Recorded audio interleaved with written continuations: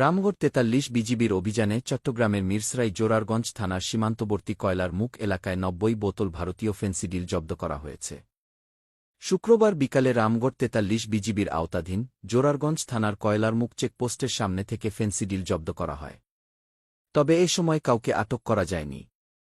এইদিকে বৃহস্পতিবার ২০ ফেব্রুয়ারি সন্ধ্যা ৭:৩০টায় বাগান বাজারের চা বাগান নামক স্থান হতে ৪৮ বোতল ফেন্সিডিল মালিকবিহীন মদ উদ্ধার করেছে পানুয়াছড়া বিওপিতে কর্মরত বিজিবি সদস্যরা। জানা যায়, রামগড় ব্যাটালিয়ন ৪৩ বিজিবি এর অধীনস্থ পানুয়াছড়া বিওপিতে কর্মরত নায়েব সুবেদার মোক হাবিবুর রহমান নেতৃত্বে একটি টহল দল সীমান্তের চা বাগান নামক স্থান হতে ৪৮ বোতল ভারতীয় অবৈধ মদ উদ্ধার করতে সক্ষম হয়।